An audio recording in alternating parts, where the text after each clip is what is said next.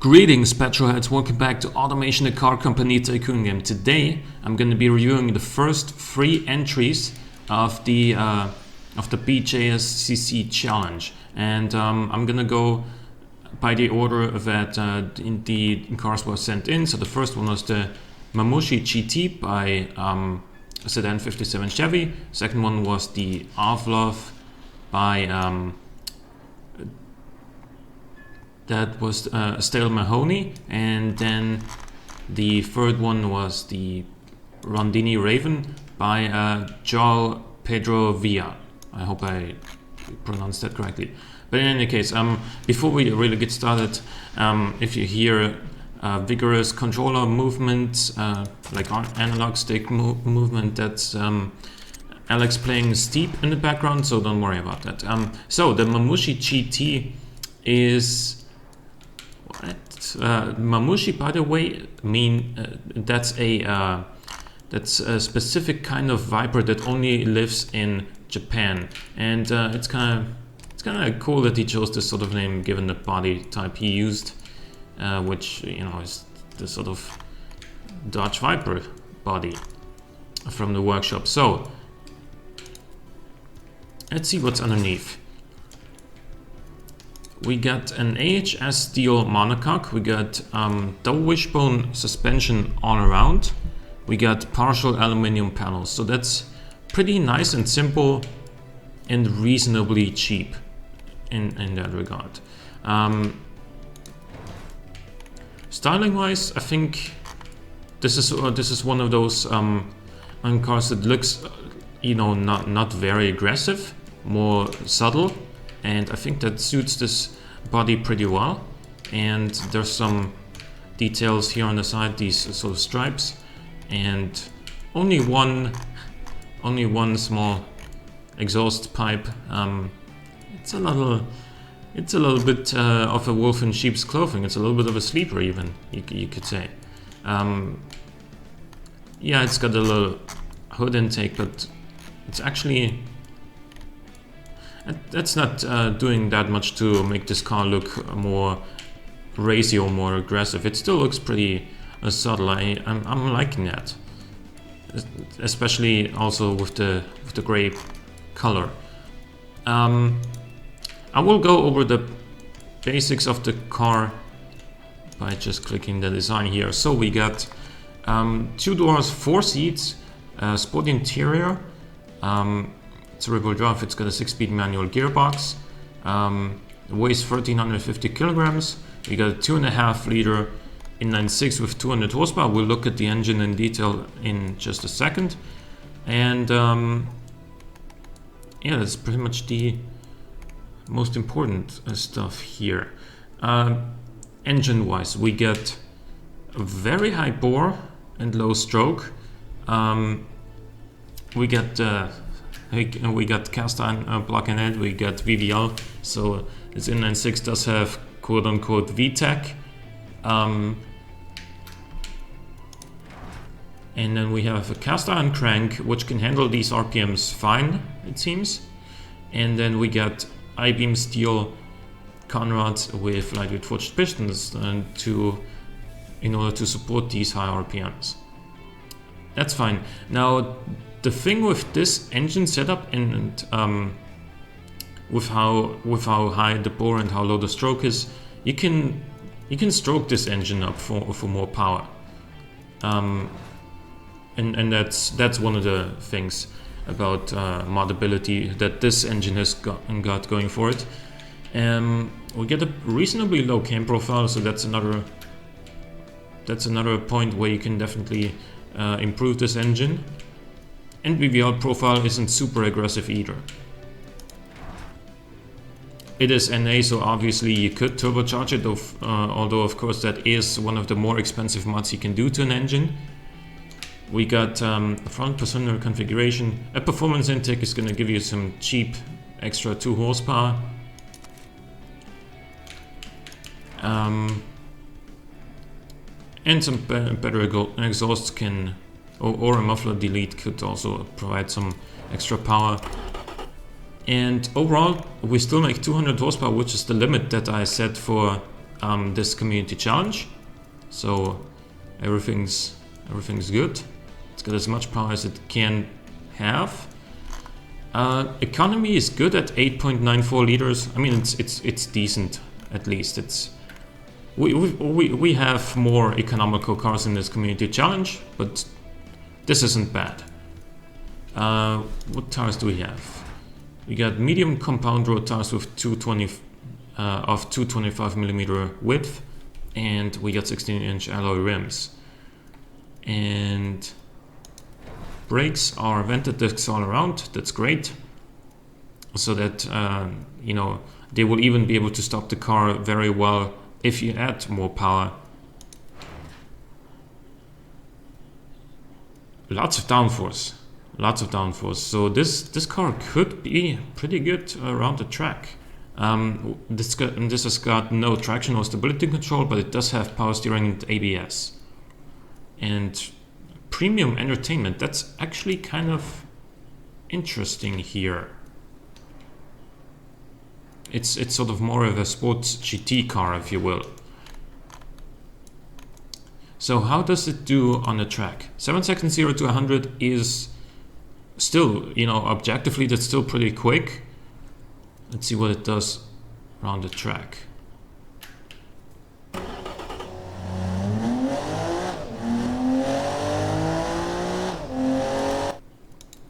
That's a 2:29.90. So that is roughly 5 seconds slower than the reference car. Then again, this weighs like 400 kilograms more, and it does have other advantages. On Tulsa, on the quarter mile, let's see what it does here.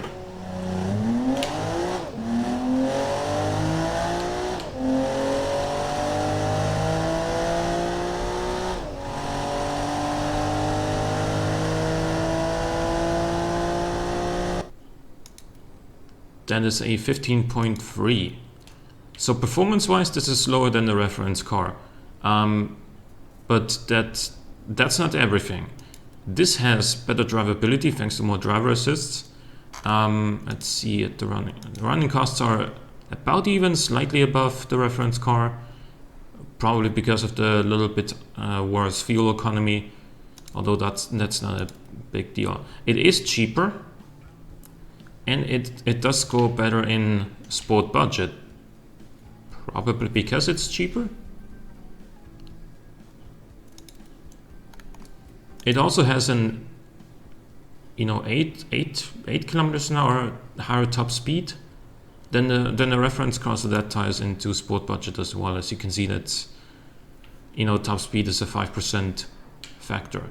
So overall, I think this is a pretty well-rounded entry. You know, there's still lots of potential for extra power in this engine. Overall, it's very easy to drive, and it's reliable. It's not super expensive. It's, you know, overall there's nothing really that wrong with the car. It's just a little bit slower, but you know, one thing that this does have going against it a little bit is the weight. I mean, of course, if you want to turn any car into a sort of faster track-oriented car, you can just throw that interior out there, that entertainment. You can just remove the back seats and bam, it's gonna be a lot lighter. So that was the Mamuji GT by a Sedan 57 Chevy. Let's move on to the next car.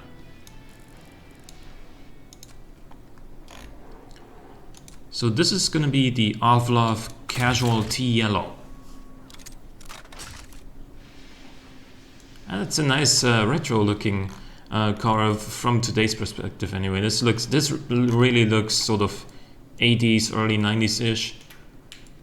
So it's a little bit surprising that this is the year 99, but that's absolutely irrelevant for the purposes of this challenge. What isn't irrelevant is, let's look at this. So this is a 2-door, 4-seat coupe with standard interior. That's what the standard here says. Because remember, on On the previous car, it said Sport Coupe, and that is a Sport Interior. So this here always says something about what interior is in the car. We got an AHS steel monocoque. We get fiberglass panels, so that's nice and lightweight. Rear-wheel drive, 6-speed manual gearbox, double wishbones all around. So all of that is the same as on the last car. But unlike the Mamushi GT, this is a 2-liter turbocharged inline-4 engine, also making 200 horsepower. And the car just weighs 1,214 kilograms, so it does have the weight advantage. It also has the economy advantage. Let's check out the engine.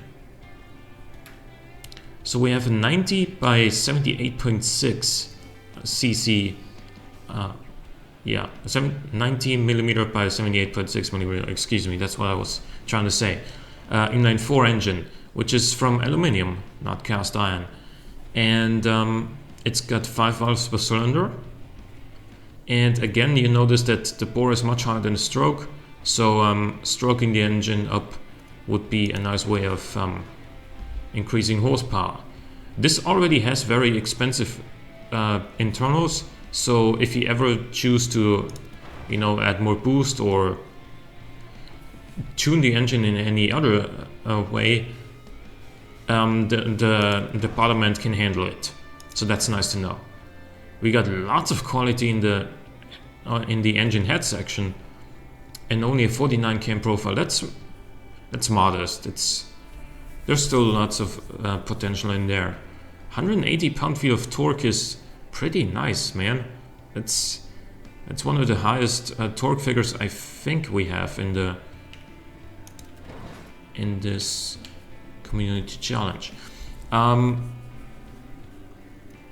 Only 0.57 bars of boost, so obviously if you crank this up to like 1.5 bars of boost later on to turn it into a drag car or something, yeah, huge power. You can go with a performance intake, which actually does nothing to the amount of horsepower, but then again, you would need a better intercooler as well.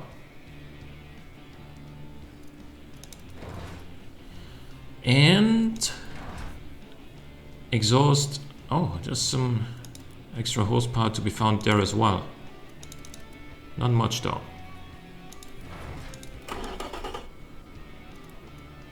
Overall 200 horsepower, 180 pound-feet of torque. Pretty nice numbers, I have to say.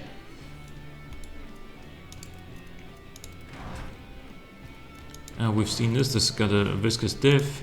This has got 225s, but they're sport tires. 16-inch alloys. Vented discs all around. Fully clad under tray. Not very much downforce. And then plenty of cooling as well. This has got all the driver assists. And with 4 seats, standard everything except for safety. Safety is advanced. I wonder if that's because with standard it would be below 35? No, not even close, 43. So I'm kind of interested to know why this has advanced safety rather than standard safety, because this is about 40 kilograms heavier. And safety equipment like airbags and whatnot, and reinforced body panels and on the front or to the side, that's something that's pretty hard to get rid of if you want to do some weight reduction on your car. But in any case, let's see how this thing performs.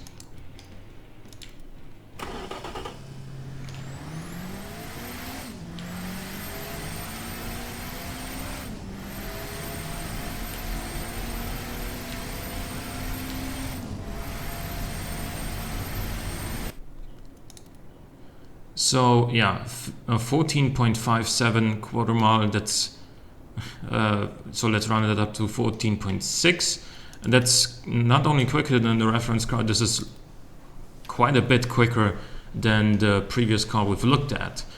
And noteworthy is the 0 to 100 time of less than 6 seconds, which is really good. really good for 200 horsepower. Top speed, a little bit less impressive, but still, let's see what it does around the corners.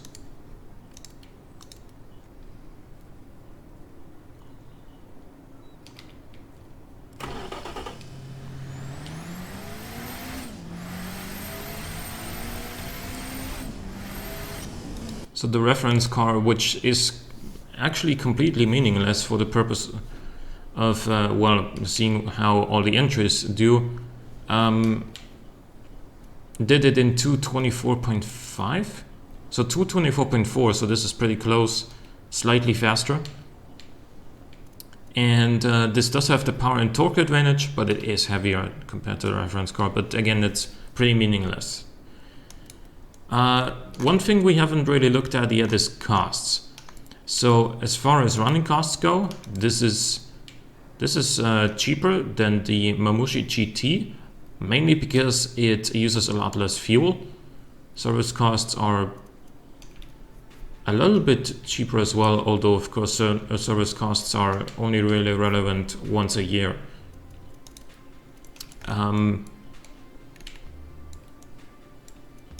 And in markets, this is one of the more expensive entries, apparently. But it does compensate with not only cheap running costs, it also performs really well. And average reliability is 73.5. That's also really, really strong. And yeah, this is gonna be pretty tough to beat in today's selection of cars, I think. Because remember that as far as moddability goes, in today's age, like from today's perspective, you can just chip tune this engine, and you know, chip tuning is reasonably affordable, and it can provide a lot of extra power. And it's a lot more effective for turbocharged engines than for naturally aspirated ones. So do keep that in mind.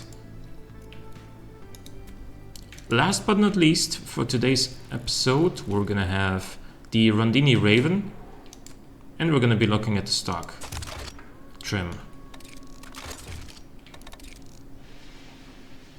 So this is the third car we're looking at, and it's already the second car that uses the Viper-esque body.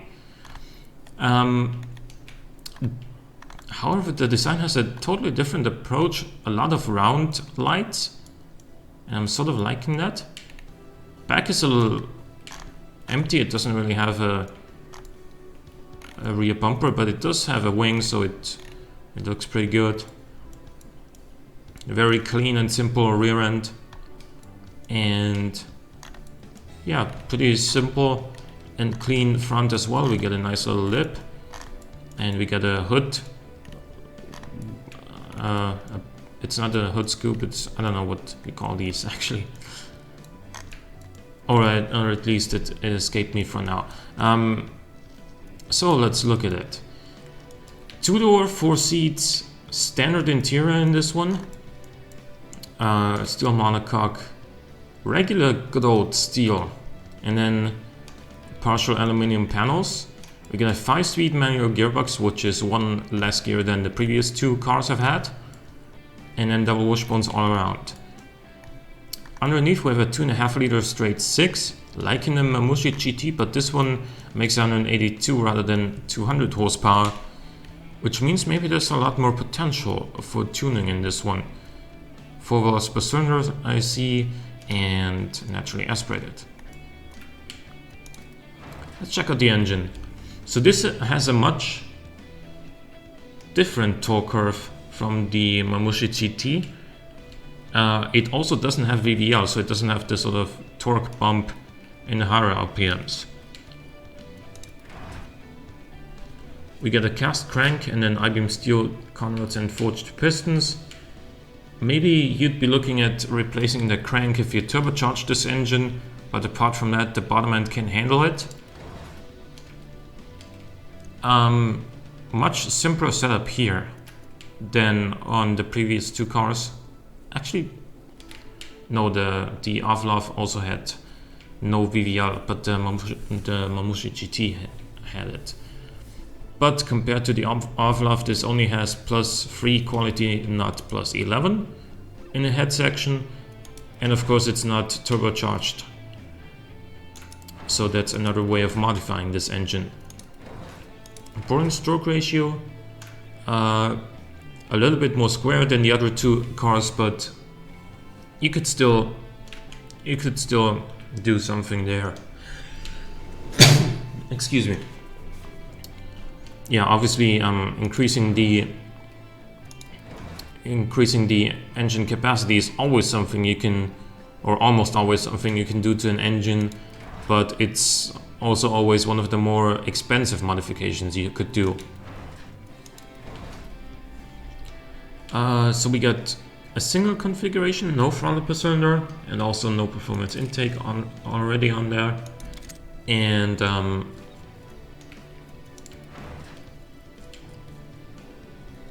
you could swap out the exhaust system as well for a better one, like long tubular headers. That's gonna give you some extra power.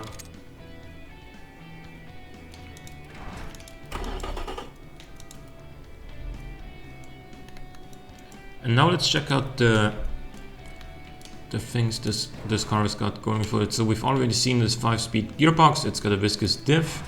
We got medium compound road tires with 225s all around. And 16-inch alloy rims. So that's something that all cars today have had in common.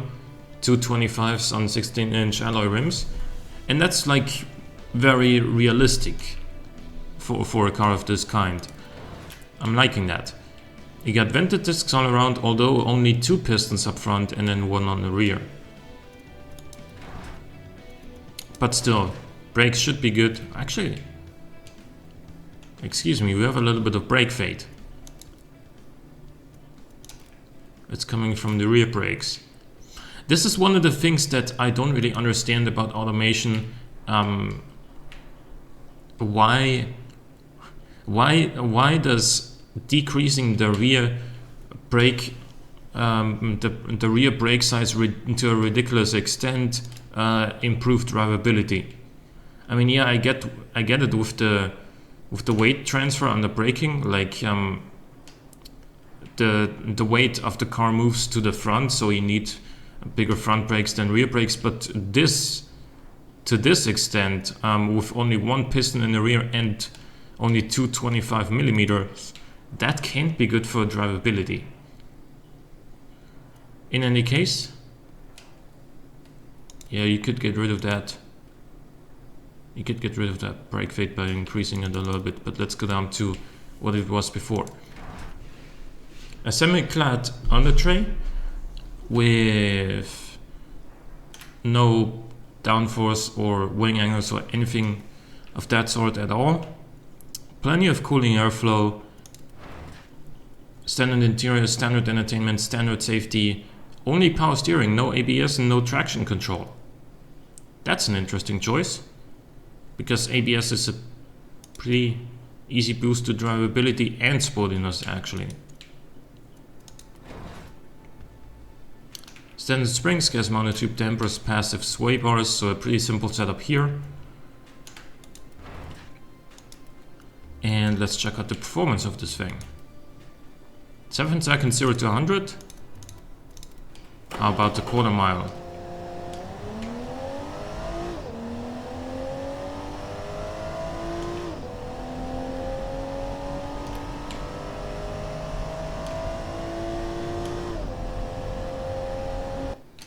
Interestingly enough, this has the highest top speed yet, 240.8 kilometers an hour. And it does the quarter mile in 15.5.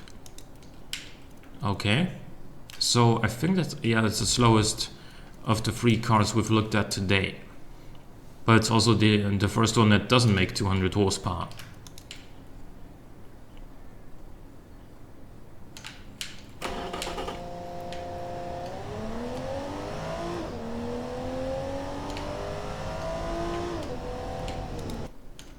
And it does the automation track in 231.05, so that's the slowest one of the trio we've looked at today. However, it's got great reliability, It's not as heavy as the Mamushi GT. So, you know, if you add the same amount of power to both cars, this will have the power to weight advantage. And let's see about the price. Oh, $13,920. That's significantly cheaper than the other two cars that we've looked at today. So this is really, really inexpensive to buy. And you know, with the money you'd save by buying this car rather than one of the other two, you would have a lot of money left over in order to mod it. So that's actually a pretty good point. Running costs, yeah, they're about average for what we've seen so far. It does use quite a bit of fuel. So if you're planning on sort of daily driving this car, you know, do expect to be spending a decent amount of money on fuel. Then again, if you buy a sports coupe, you know, fuel economy should be the least of your concerns. Performance-wise, this is behind the other cars we've seen today, but it is really cheap, and there's plenty of ways of increasing the horsepower on this one. Sharper cams, turbocharging it, obviously. The bottom end is, again, should be able to handle it. Performance intake is going to give you a little bit more power. Better exhaust headers is going to give you more power. Yeah, that's... Honestly, I don't really know which one of these three I would prefer. But I guess that's up for you guys to decide in the comment section. So thank you for watching this episode, and I'm curious to see which one of the three is gonna get the most votes. And I'll be back tomorrow with another video and reviewing the next three cars. See you then.